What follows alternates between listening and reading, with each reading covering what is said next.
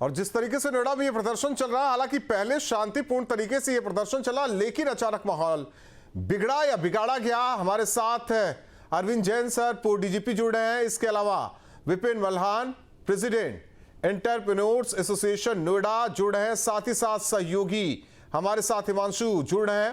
पहले आप दोनों मेहमानों से ये सवाल, अरविंद जैन सर, अभी जो ये माहौल है इसे लेकर क्या कुछ त्वरित कार्रवाई होनी चाहिए, क्या कुछ एक्शन होना चाहिए, ये जानना चाहते हैं आपसे। देखिए, नंबर एक, वार्ता जारी रहनी चाहिए। सीसीटीवी वगैरह से पहचान कर जो उपद्रवी हैं, जो आगजनी कर रहे हैं, तोड़फोड़ कर रहे हैं, उनको चिन्हित किया जाना चाहिए और उनके खिलाफ बहुत कड़ी कार्रवाई की जानी चाहिए। नोएडा में बहुत बड़ा इंडस्ट्रियल एक हब है और अगर ये चिंगारी फैली तो इसके बड़े दुष्परिणाम हो सकते हैं। तो ऐसे लोग कौन हैं? कोई बाहरी व्यक्ति तो इसमें सम्मिलित नहीं हो गए हैं। जो जेन्युइन वर्कर्स हैं उनसे बात की जाए, उनको इस आंदोलन से अलग किया जाए। भारी पुलिस बल सड़कों पे डिप्लॉय करना होगा और कानून व्यवस्था की स्थिति को शीघ्र से शीघ्र नियंत्रण में लाना होगा। विपिन मल्हान जी, सरकार का साफ संदेश है, सरकार की तरफ से कम्युनिकेशन एकदम क्लियर था। सवाल इस बात को लेकर है कि उसे मजदूरों तक, वर्कर्स तक क्यों नहीं पहुंचाया गया, जो आज ये स्थिति बनी है। चांसेस काफी ज्यादा है। विपिन जी, आवाज आ रही है आपको? तो किया क्या विपिन जी, एक बार फिर कनेक्ट करने की कोशिश करते हैं विपिन मल्हान को। हिमांशु हमारे साथ जुड़े हुए। हिमांशु, आईटी हब बनाने का सपना, सवाल यह है कि ऐसी स्थिति रहेगी, कंपनियां बाहर चली जाएंगी तो यहां क्या करेंगे?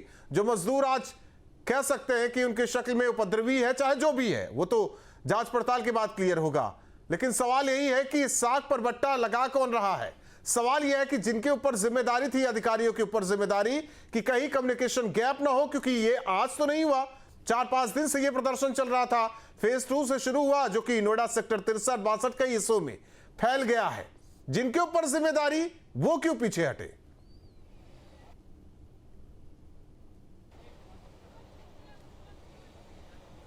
और बिल्कुल देखिए, इसको कुछ इस तरह से देखा जा सकता है कि गौतम बुद्ध नगर पुलिस कमिश्नरेट का ओवर कॉन्फिडेंस, इसको हम कह सकते हैं। दरअसल उनको लगा होगा कि शुरुआती तौर पर जो प्रदर्शनकारी हैं उनको आसानी से कंट्रोल में कर दिया जाएगा।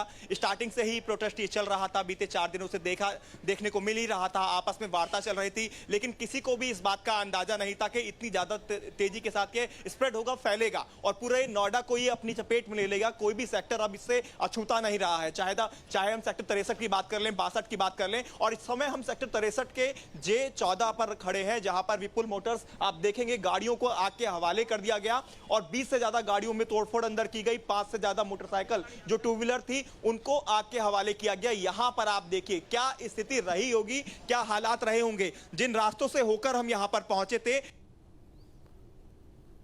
कांच ना तोड़े गए हों, जिस बिल्डिंग पर पथराव ना किया गया हो, और मैं ये अंदर की तस्वीरें दिखा दूं, अभी भी धुआं उठता हुआ दिखाई दे रहा है। जो गार्ड रूम यहां पर बना हुआ है उसको आप देखेंगे, इसमें से अभी भी धुआं उठ रहा है। जो कंपनी के यहां पर एम्प्लॉय हैं उनसे हम बात करेंगे और जानेंगे कितना डैमेज हुआ है। सर, कितना डैमेज यहां देखने को मिला? और 1:30 बजे करीब यहां पर जब उपद्रवी पहुंचे, कौन 1 घंटे पहले, मतलब 2 बजे के आसपास ये घटना हुई है और मैंने हजारों की संख्या में मतलब पब्लिक अंदर घुस गई यहाँ पर और तोड़ फोड़ मचाए। उसका फिर हम लोग जब अपनी जान बचाने के लिए बाहर भागे, ऊपर भागे, उसके बाद फिर वहाँ लड़कियों के रूम में ऊपर सीआरई वगैरह थे, उसके रूम में भी पहुँच गए।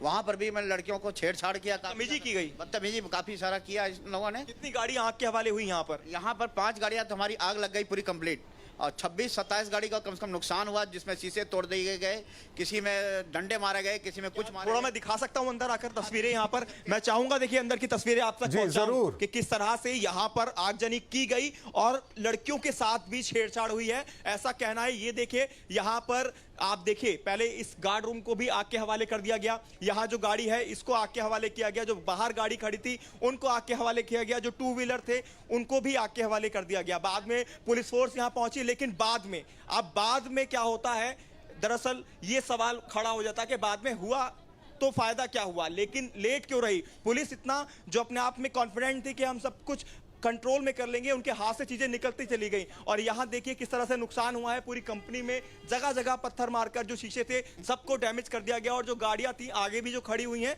उनको ये दिखा अपने आप ही गवाही दे रहे हैं कि ये जो पत्थर फेंके गए बिल्डिंग पर, इस तरह के बड़े बड़े पत्थर, ईंट पत्थर कहां से उनके हाथों में आए जो इस पर मारे गए और उसके बाद पूरी बिल्डिंग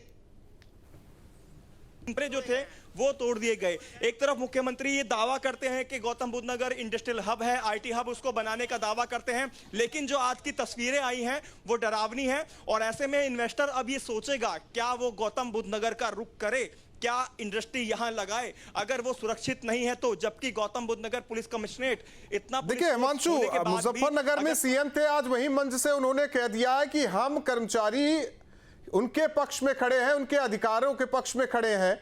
डॉक्टर पीके अग्रवाल जी रिटायर्ड आईएएस हमारे साथ जुड़े।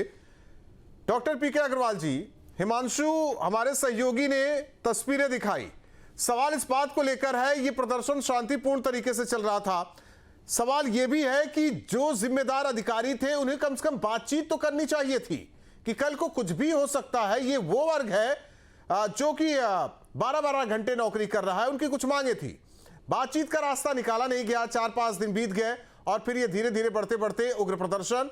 हो सकता है कि कर्मचारी भी हो ना भी हो, उपद्रवी हैं, लेकिन सवाल यह कि जिम्मेदारी जिनकी थी वो अभी तक हटे रहे।